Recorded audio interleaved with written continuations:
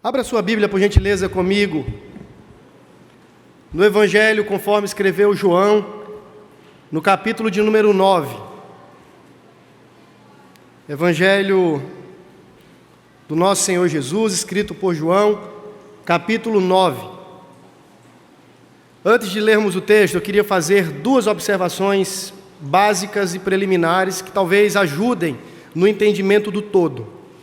A primeira delas é que o Evangelho de João se propõe a anunciar Jesus como o verdadeiro Filho de Deus. A proposta de João, assim como os outros evangelistas, tem um motivo que está ali dentro do coração e que vale a pena, e que se torna escrito, que se torna registro para nós. Com João não é diferente. E ele quer construir a tese de que Jesus Cristo verdadeiramente é o Filho de Deus. E para argumentar em favor desta tese, ele faz uso de dois recursos. E esse é o segundo ponto. Ele faz uso dos discursos, e você vai perceber que é nesse evangelho que nós temos os maiores sermões e discursos de Cristo Jesus. E eles não são aleatórios, eles são organizados para cumprir esse propósito, de que Cristo verdadeiramente é o Filho de Deus. É nesse evangelho, por exemplo, que você vai ter a expressão "eu sou", dita pelo próprio Cristo, advogando pela sua própria divindade por 7 vezes. Eu sou o pão da vida, eu sou a água da vida, eu sou a luz do mundo, eu sou a porta das ovelhas, eu sou o bom pastor, eu sou o caminho, a verdade e a vida, eu sou a ressurreição e a vida, eu sou a videira verdadeira. E Jesus vai argumentando por meio dos seus discursos em favor da sua própria divindade. Então, o primeiro recurso que é utilizado nesse evangelho para defender a tese de que Jesus não é meramente um profeta, um milagreiro ou qualquer outra coisa dessa natureza, é o recurso do discurso. Ele prega e ele ensina como Deus. E no seu ensino, ele argumenta em favor da sua própria divindade. O segundo recurso, utilizado por João para defender essa tese, é o recurso dos sinais. E esse evangelho é também conhecido como o evangelho dos sinais. E você deve convir comigo que sinais apontam para algo, para alguma coisa e não para si mesmos. Os sinais, eles são quase que como placas luminosas apontando na direção de alguma outra coisa. E este evangelho, de forma muito seletiva, apresenta para a gente 7 sinais, ou 7 milagres, dentre os quais está o milagre que nós iremos ler nessa manhã. E qual é o propósito? O mesmo dos discursos: afirmar que Jesus Cristo é verdadeiramente o Filho de Deus, que tem poder sobre tudo e sobre todos. Ele tem poder sobre a criação inanimada, e por isso ele anda sobre as águas, ele transforma água em vinho, ele multiplica pães e peixes. Ele tem poder sobre a vida humana, sobre o físico e sobre os corpos. Ele cura enfermos, inclusive cegos de nascença, como nós veremos. Mas ele é também Senhor que tem poder sobre a vida e sobre a morte. Não bastando os milagres registrados no decorrer do Evangelho, há uma culminância com a ressurreição de Lázaro e com a própria ressurreição de Cristo. Ele é o Deus Todo-Poderoso. Porque quem há que possa fazer estes milagres, senão Deus? Então, se valendo destes dois recursos, do discurso e dos sinais, João escreve para defender a tese que Jesus é verdadeiramente o Filho de Deus. Com isso em mente, vamos ler então o texto sagrado. João 9, nós faremos a leitura do versículo 1 ao versículo 12. Diz assim a palavra do Senhor: Caminhando Jesus, viu um homem cego de nascença. E os seus discípulos perguntaram: Mestre, quem pecou, este ou seus pais, para que nascesse cego? Respondeu Jesus: Nem ele pecou e nem seus pais, mas foi para que se manifestem nele as obras de Deus. É necessário que façamos as obras daquele que me enviou enquanto é dia, porque a noite vem, quando ninguém pode trabalhar. Enquanto eu estou no mundo, sou a luz do mundo. Dito isto, cuspiu na terra e, tendo feito lodo com a saliva, aplicou aos olhos do cego, dizendo-lhe: Vai e lava-te no tanque de Siloé, que quer dizer enviado. Ele foi, lavou-se e voltou vendo. Então os vizinhos e os que dantes o conheciam de vista como mendigo perguntavam: não é este o que estava sentado pedindo esmolas? Uns diziam: é ele. Outros: não, mas se parece com ele. Ele mesmo, porém, dizia: sou eu. Perguntaram-lhe, pois: como te foram abertos os olhos? Respondeu ele: o homem chamado Jesus fez lodo, untou-me os olhos e disse-me: vai ao tanque de Siloé e lava-te. Então fui, lavei-me e estou vendo. Disseram-lhe, pois: onde está ele? Respondeu: eu não sei.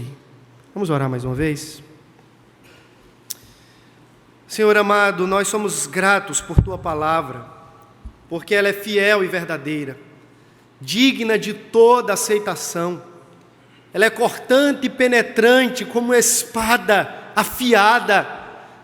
E nessa manhã nós pedimos, ó Deus, em nome de Jesus Cristo, fala aos nossos corações, tira qualquer venda dos nossos olhos e nos faça contemplar as maravilhas da Sua lei em Cristo Jesus. Nosso coração está disponível, ó Deus, para ser ministrado. Que o Teu Espírito ilumine o nosso entendimento, abra a nossa consciência espiritual e mova os nossos pés à obediência do Senhor. Nós oramos assim agradecidos, no nome do Cordeiro e para a Sua glória. Amém e amém. Há um dito popular que afirma que o pior cego é aquele que não quer ver. Essa expressão refere-se a alguém que, não querendo reconhecer uma determinada verdade ou um fato, passa a ignorá-lo cinicamente, como se nada estivesse acontecendo. Talvez você já tenha ouvido isso de alguém, ou mesmo já tenha dito isso para um outro alguém. É um ditado popular que, apesar de ser uma sabedoria das ruas, carrega uma verdade. Se você observar no texto que nós lemos, eu digo que João 9, em especial essa primeira seção, ela é o miolo entre duas outras cenas que são muito significativas para nós entendermos a mensagem central do texto. Se você voltar os olhos para o capítulo 8, em especial para os 2 últimos versículos, você vai ver que Jesus vem de um embate ferrenho com algumas autoridades religiosas, os famosos fariseus. E ele vem defendendo a tese de que eles não criam em Moisés, como eles afirmavam crer, porque se crescem de fato, eles também creriam nele, porque afinal de contas, Moisés testemunhou sobre ele. Ele é o conteúdo central da mensagem dos profetas, dos escritos e assim por diante. E ele vai defendendo a sua autoridade. Veja comigo, final do capítulo 8, versículos 58 e 59. Respondeu-lhes Jesus: em verdade, eu vos digo, antes que Abraão existisse, eu sou. Percebe ele reivindicando a autoridade de Deus, a sua divindade mais uma vez? Então pegaram em pedras para atirarem nele, mas Jesus se ocultou e saiu. Há uma construção de Abraão passando por Moisés, e ele diz assim: olha, eu sou maior do que todos esses, porque eu sou. Todos esses aí chegaram a existir num ponto da história. Eu sou. Ele está reivindicando a sua autoridade de Deus. E qual é a reação desses religiosos?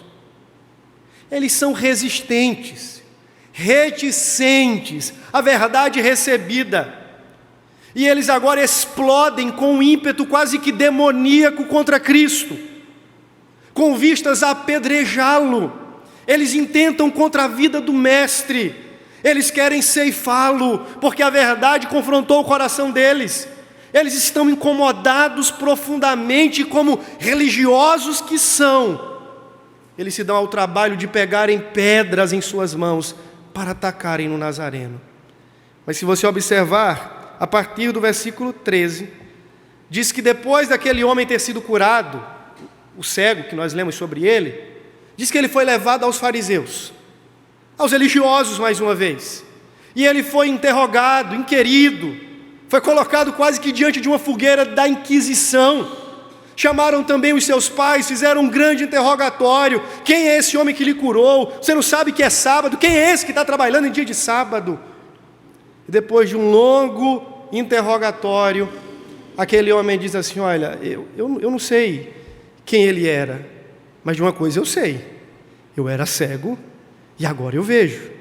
E o texto termina lá na frente com Jesus se defrontando mais uma vez com esse indivíduo e abrindo-lhe os olhos do coração. Mas qual é o ponto central? O texto do cego de nascença, ainda que real e literal, serve quase que de uma ilustração e de uma metáfora para dizer assim: eu vou falar para vocês e com vocês de uma cegueira muito profunda. É muito profunda e muito maior do que a cegueira deste próprio cego. Jesus, em alguma medida, ao se valer da cegueira daquele homem para realizar um sinal e manifestar as obras de Deus, estava expondo, advertindo e acusando a cegueira dos próprios religiosos, que tinham olhos, mas não conseguiam ver a graça, a bondade e a glória de Deus na pessoa de Cristo. Eles não eram cegos congênitos, eles não haviam nascido assim, eles tinham boa visão, mas o coração estava cegado para Deus. Qual é então o ponto central desse texto? É que a maior cegueira não é aquela que nos impossibilita de vermos a luz do dia. Essa certamente deve ser muito ruim. Mas a pior cegueira é aquela que impede o homem de ver a luz da vida, de ver a luz do mundo. É sobre isso que Jesus está falando. A pior cegueira, a pior mazela humana, o maior problema do homem, não tem a ver com as lesões físicas e circunstanciais. Tem a ver com o problema do coração, com a dureza do coração, com a rebeldia de alma que estava presente e latente naqueles religiosos.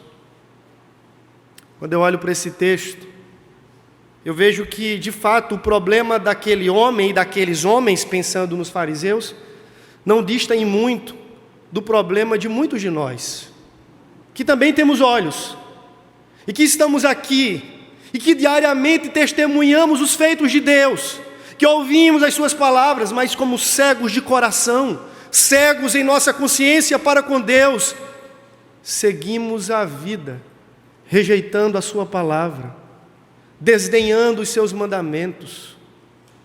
Essa cegueira apresentada pelo cego de nascença é uma oportunidade para Jesus ilustrar para todos nós, para os fariseus daquela época, sobre o perigo da religiosidade que cega. Se há algo que tem cegado muitas pessoas em nossos dias também, é a religiosidade. É a falsa impressão de que eu estou vendo a Deus, mas eu estou enxergando tão somente uma caricatura do Deus que eu simulei, emulei e customizei no meu coração. E eu vejo o que eu quero, e eu recebo o que eu quero, e eu aceito no meu coração o que eu quero, e eu crio um Deus para mim.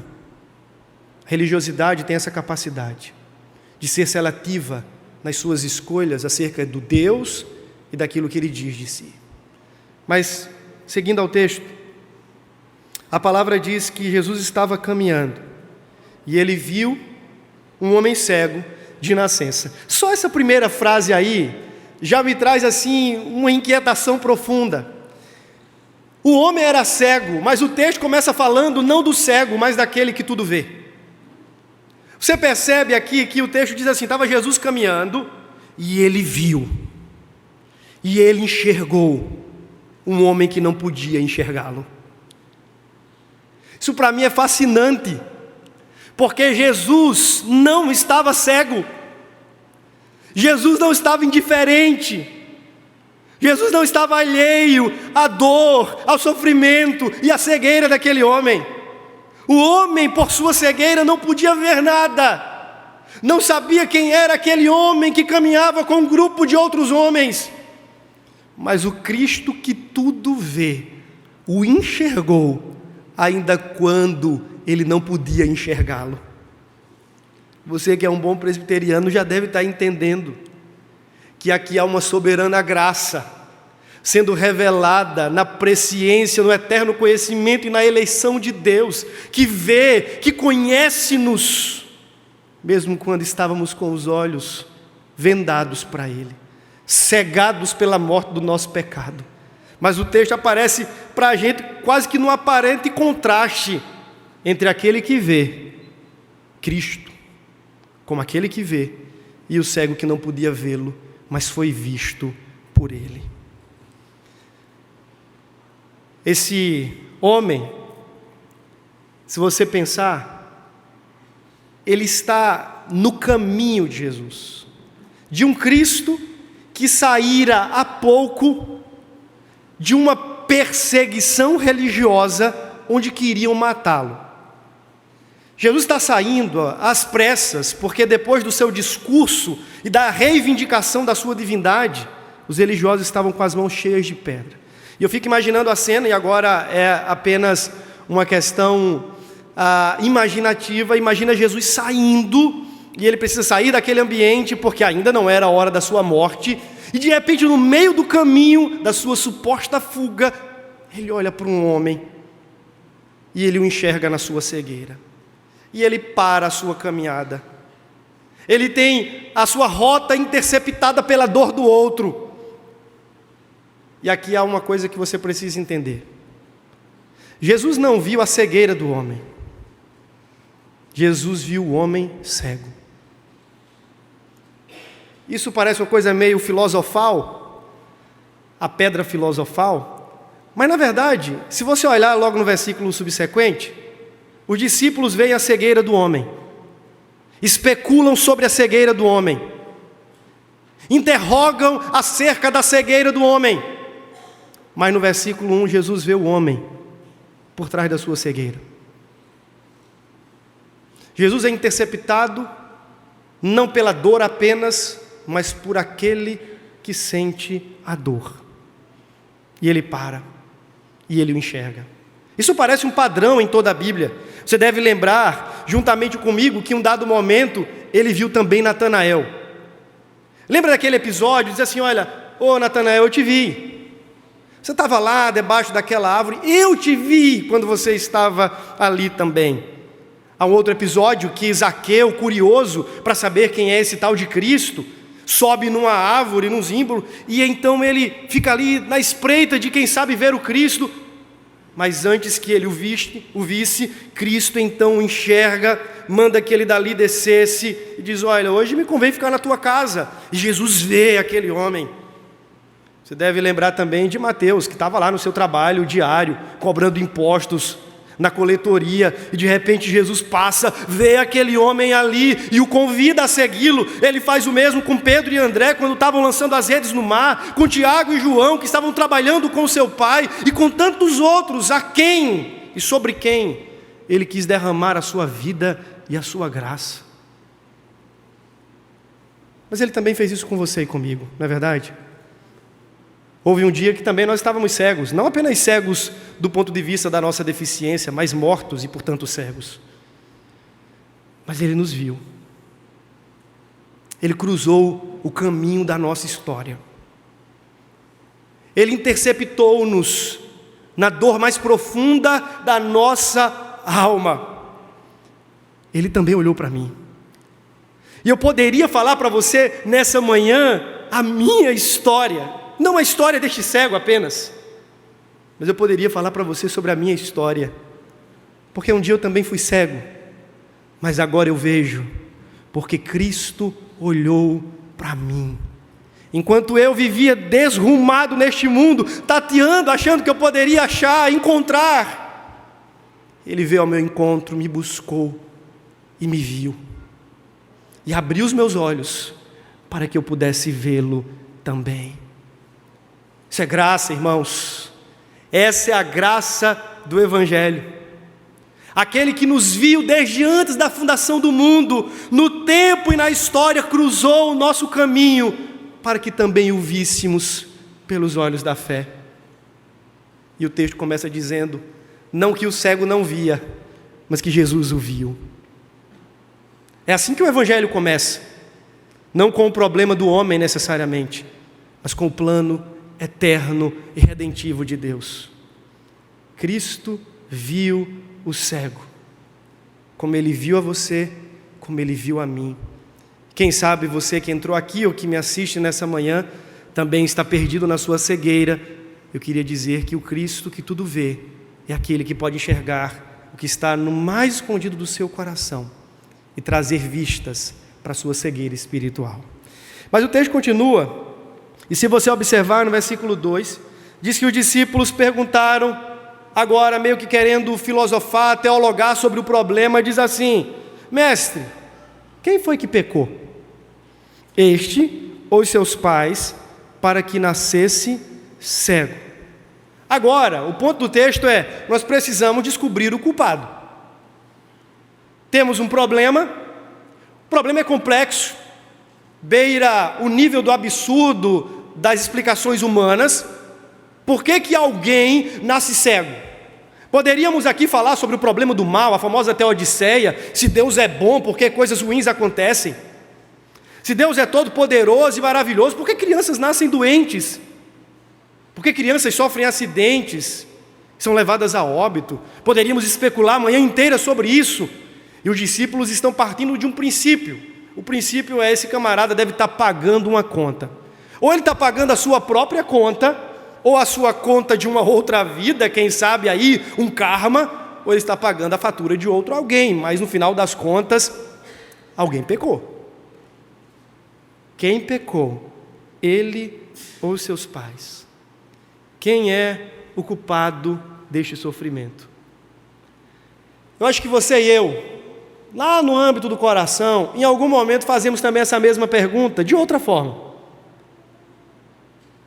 Você deve ter em algum momento se perguntado sobre o seu sofrimento assim: por que eu estou sofrendo?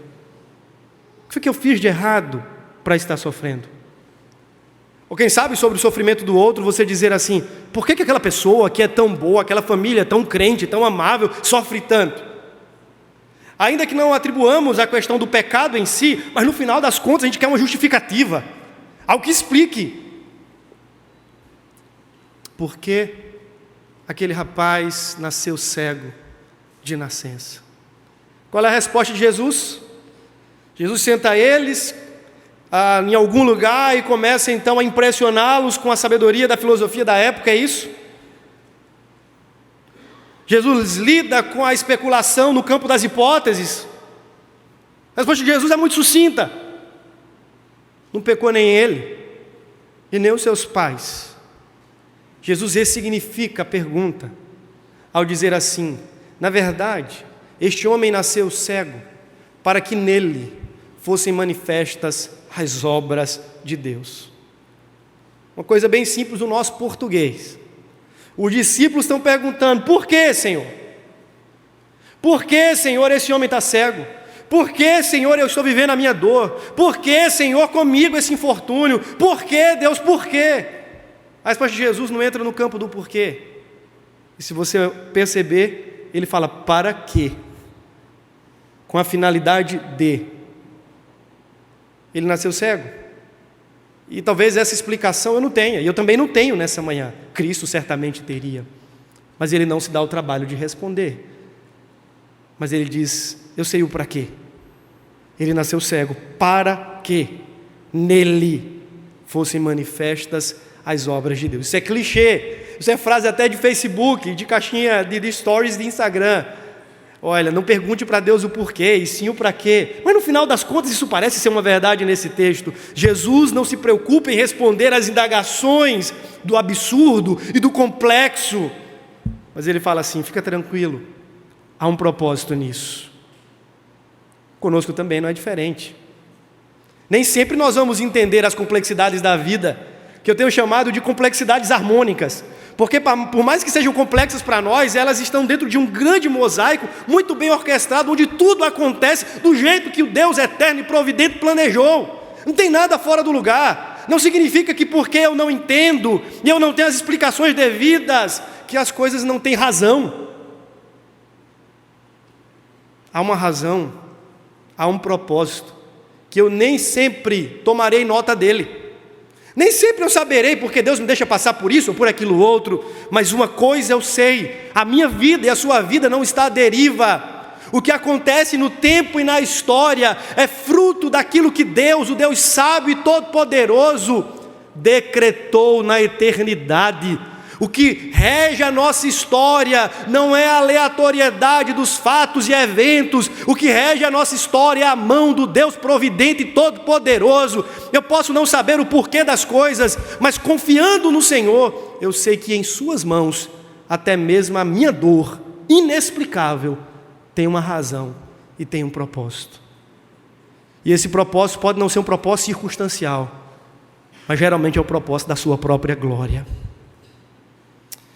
Quando Jesus fala que nem ele pecou e nem os seus pais, é preciso que a gente faça algumas considerações. Primeiro, Jesus não está negando aqui que aquele homem tinha uma natureza pecaminosa. Olha, então ele não tinha pecado? Nem seus pais tinham pecado? É óbvio que tinha pecado. Ele era um pecador como qualquer outro. O ponto não é, esse homem é inocente, ele não tem culpa, ele não tem pecado, e por isso, não é esse o ponto. Ele era tão pecador quanto qualquer outro homem, os seus pais de igual forma. Então Jesus não está negando isso. Segundo, Jesus não nega que alguns pecados específicos podem gerar consequências específicas. Houve uma época, acho que talvez nos anos 80, 90, que muita gente morreu de AIDS. Era uma consequência específica de um pecado específico, promiscuidade. E algumas coisas que nós fazemos em termos de pecado trazem algumas consequências imediatas, mas não todas. Nem toda dor é consequência de um pecado específico. Isso é uma falácia dos famosos teólogos da prosperidade e das teologias neopentecostais. Ah, meu irmão, você está doente? Confessa o teu pecado. É a teologia dos amigos de Jó. Ah, está apertado em casa, não tem grana, é o demônio, irmão, o devorador, está lá no teu bolso, está comendo tudo, confessa o teu pecado que ele vai embora. E assim sucessivamente, essa coisa da relação causa e efeito e retributiva. Mas isso não é verdade, ainda que, sim, alguns dos nossos pecados possam trazer consequências imediatas para nós, mas essa não é a regra absoluta apresentada por Jesus. Uma terceira consideração é que Jesus não nega, e esse é o ponto para nós, que o pecado original, sim, é a causa última de todos os males existentes no mundo. Eu não posso dizer que a minha briga com a minha mulher vai trazer uma consequência imediata para o meu pecado, mas eu posso dizer que todas as minhas dores, todos os tropeços, todas as mazelas e todos os males, não só meus, mas do mundo, têm sim sua origem última naquilo que nós chamamos de pecado federativo, o pecado dos nossos primeiros pais. Quando Adão e Eva pecaram, eles abriram as portas para toda a sorte de coisa ruim que a gente tem no mundo. Então, nesse sentido, sim, uma doença seria causada pelo pecado, mas não pelo pecado de alguém específico, sempre, mas pelo pecado que habita no mundo. O que Jesus, então, quer ensinar com a sua resposta?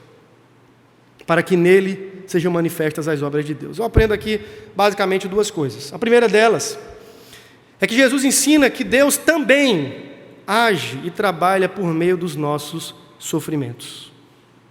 Deus não os descarta e nem os despreza no seu plano eterno.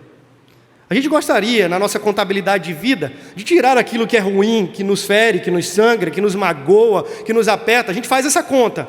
Olha, Senhor, essa cena aqui tira do meu filme, essa não, essa sim, essa não.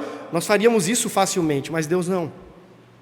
Porque Deus também costuma agir por meio das nossas dores e dos nossos sofrimentos. Muitas vezes a nossa dor é a própria matéria-prima que o Senhor estará utilizando para revelar a sua glória, a sua bondade, a sua graça, nos modelando a Cristo. É a matéria-prima, é o barro, muitas vezes, que Ele usa para nos tornar mais parecidos com o seu Filho. Então fique certo que no plano de Deus, o sofrimento não tem um fim em si mesmo. A glória e os propósitos de Deus ressignificam o sofrimento. E eu preciso crer nisso. Deus também age por meio e por intermédio dos meus dias assombrosos. Deus também age, Deus também trabalha pelas minhas crises inexplicáveis. Deus também age e Deus também opera pelos meus dias de vale, de sombra e de morte. Mas perceba, é Deus quem está trabalhando, irmãos. ainda que Ele esteja nos quebrando, nos moendo, é Deus quem está trabalhando. Mas um segundo ensino que nessa resposta de Jesus eu posso aprender é que Jesus ensina que as demandas de uma humanidade em dor devem nos lembrar do nosso chamado, da sua missão. Por que isso? Veja a continuidade do texto. Jesus no versículo 4 diz assim: é necessário que façamos as obras daquele que me enviou. Veja, ele diz que por meio daquele sofrimento, Deus, o Pai, estaria manifestando as suas obras, cumprindo o seu propósito, realizando a sua atividade no mundo. Agora ele inclui os discípulos dentro dessa missão e desse propósito, ao dizer assim: é necessário que façamos as obras daquele que me enviou, enquanto é dia, a noite vem quando ninguém pode trabalhar. Enquanto estou no mundo, sou a luz do mundo. E é como se ele estivesse dizendo assim: mas eu vou para junto do Pai, mas vocês continuarão aqui enquanto é dia trabalhando e resplandecendo esta luz que vocês receberam de mim, sendo vocês mesmos sal da terra e luz do mundo. Porque no Sermão da Montanha, você lembra que essa expressão luz do mundo, Jesus atribui também aos seus discípulos? Vocês são o sal da terra e o quê? Luz do mundo.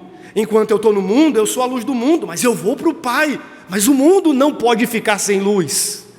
O mundo não pode ficar em trevas, porque eu vou deixar vocês vão continuar refletindo essa minha luz, resplandecendo ao mundo, sendo vocês mesmos, em mim, luz para o mundo. Isso é um chamado. A dor do outro é um convite, é um chamado e é um lembrete da minha missão. Todas as vezes que eu passo na rua e eu vejo alguém numa situação de moribundo, deplorável, eu sou ali recordado de que o mundo está em trevas, mas que Cristo me plantou e tem me deixado neste mundo para que nele eu resplandeça a luz da vida. A dor do outro não pode ser para nós motivo apenas de teorização, de especulação. Deixa eu ver aqui quantas pessoas têm fome na cidade de João Pessoa. Vamos fazer um trabalho aqui, vamos juntar todos os irmãos e vamos especular sobre isso. É verdade, nós temos agora, 100 mil, 200 mil pessoas aqui que estão passando fome. E por que elas passam fome? A gente passa a vida toda especulando e nos esquecemos que a dor do outro é um convite, um chamado para que nos engajemos na missão de misericórdia do Cristo, de representarmos o Cristo e de refletirmos a sua luz para um mundo que continua ainda em trevas. O sofrimento do outro, a cegueira do outro, a mazela do outro, a maldade do outro, a fome do outro, deve ser para nós aquele convite irresistível de que Ele me plantou no mundo, para que enquanto no mundo eu me engaje na missão que é dEle e participe das obras do Pai, acudindo o necessitado, amparando o órfão, a viúva, estendendo a mão ao que sofre e, sobretudo, pregando o evangelho da graça, que é poderoso para trazer luz ao coração mais tomado pelas trevas. Eu não posso, meus irmãos, estar a cada semana falando sobre a dor do mundo, falando sobre as demandas de sofrimento dessa sociedade, e sair daqui, voltar para minha casa e seguir a vida como se nada tivesse acontecendo. Do mesmo jeito que Jesus estava com os olhos abertos e atentos, movido por compaixão, enxergando aquele cego. Quem dera, ao sairmos daqui, voltarmos para a nossa vida, tenhamos também os nossos olhos arregalados para enxergarmos tantos outros cegos neste mundo. Continuam perdidos na nossa casa, no nosso ambiente de trabalho, na nossa vizinhança, no nosso bairro, continuam perdidos. Dores na alma, dores no físico.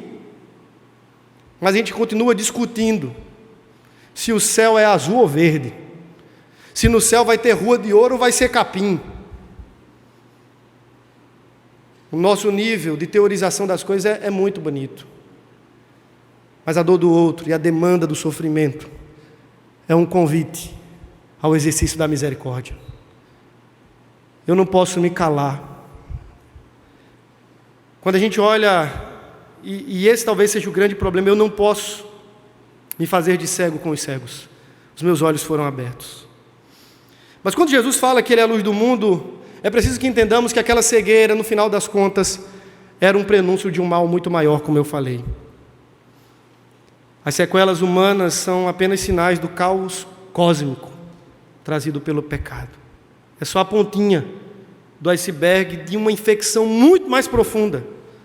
São apenas aquelas rachaduras visíveis que evidenciam uma infiltração infinitamente maior que está alojada no coração do homem, longe de Cristo e da sua graça.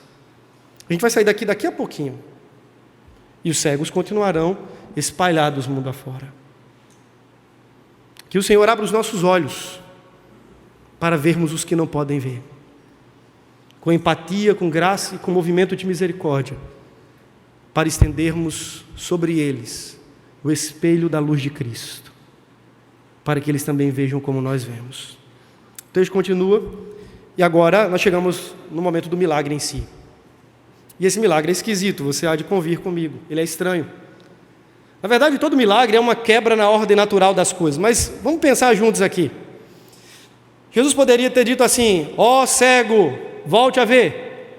Pum, acabou. O cego estaria vendo, ou não? Você gostaria de ver, meu filho? É isso aí, Senhor. Tá bom, então veja.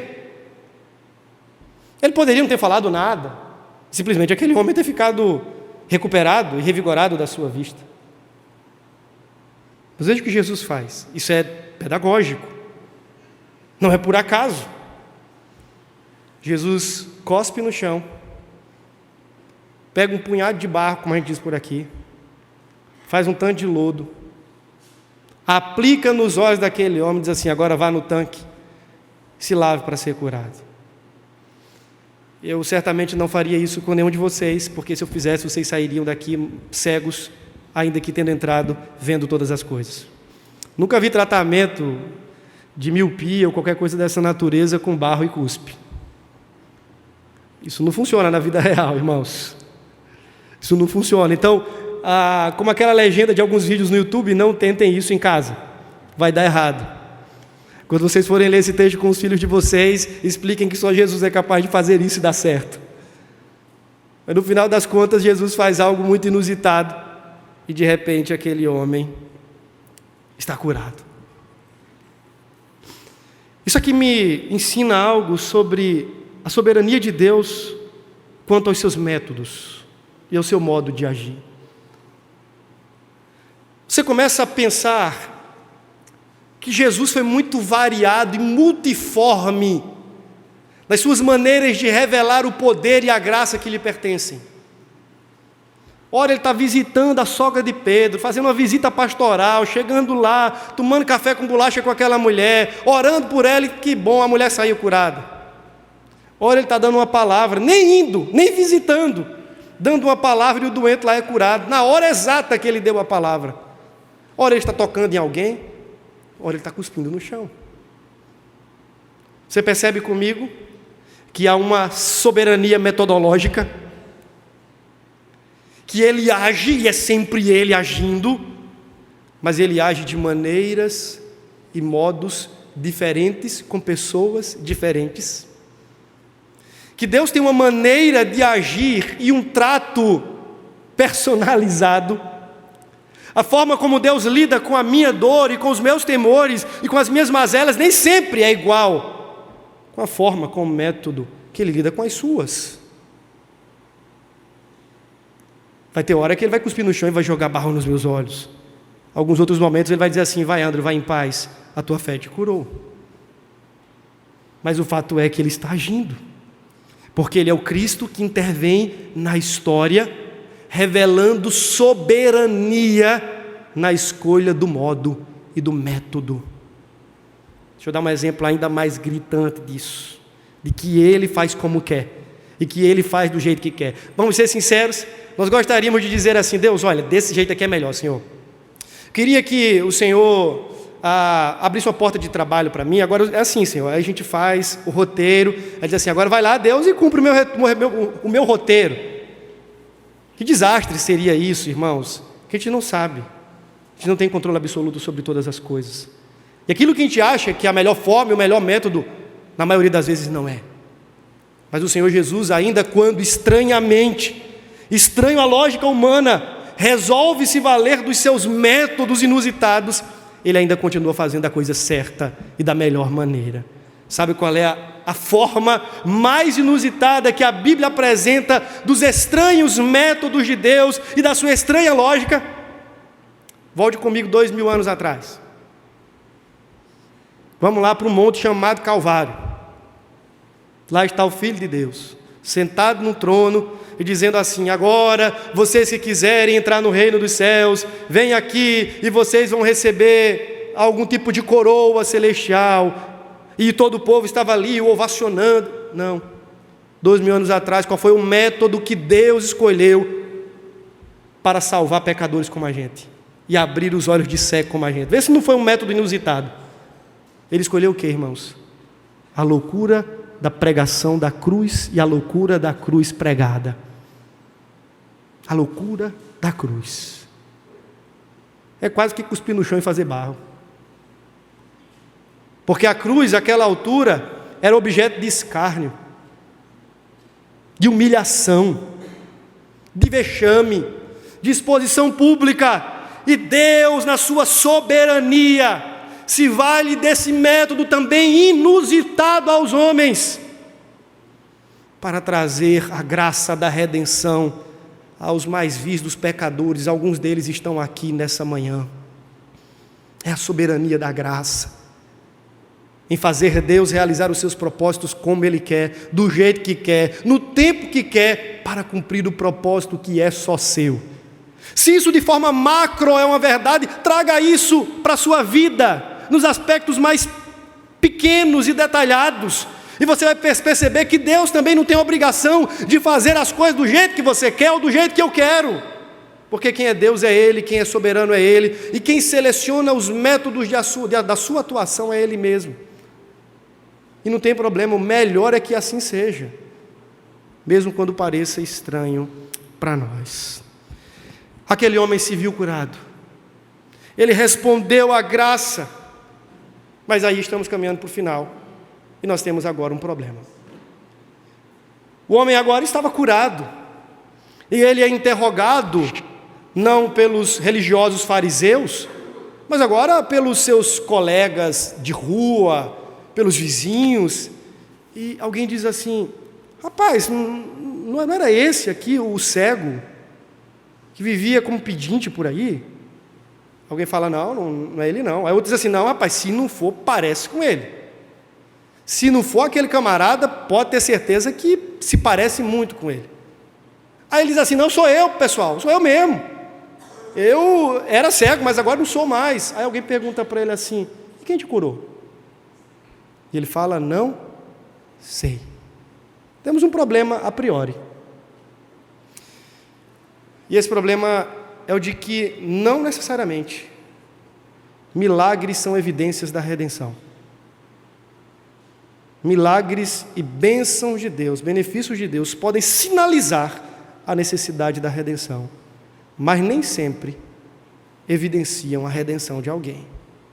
Se você ler o texto comigo, no finalzinho, avance comigo, você vai perceber que só depois que Jesus o reencontra, se apresenta para ele como Filho do Homem, que ele passa a crer e adorar a Cristo. Até então ele agora é um homem de olhos abertos, mas ainda de coração fechado. E a gente precisa ponderar no fato de que Deus, por sua graça comum, abençoa todo tipo de gente, manifesta a sua misericórdia sobre as mais distintas pessoas. Muitas são alvejadas pelas bênçãos do Eterno, mas continuam perdidas, porque não adianta ser curado de uma dor na perna se você continua paralítico para Deus. Não adianta enxergar melhor se você não teve o seu coração transplantado. Não adianta ouvir um pouco melhor se você não teve os seus tímpanos alertados e de alguma forma confrontados com o Evangelho para ouvir a doçura da graça de Deus. Aquele homem precisava de uma cura e de uma transformação ainda muito maior. E veja comigo o versículo 25. Ele dando testemunho de si, ele retrucou, dizendo assim: olha, se esse tal Jesus que vocês estão falando aí é pecador, eu não sei. uma coisa eu sei, eu era cego e agora vejo. Percebe que há um desconhecimento acerca de quem é o Cristo e da natureza desse Cristo. Agora vá para o final mesmo. Diz assim, no versículo de número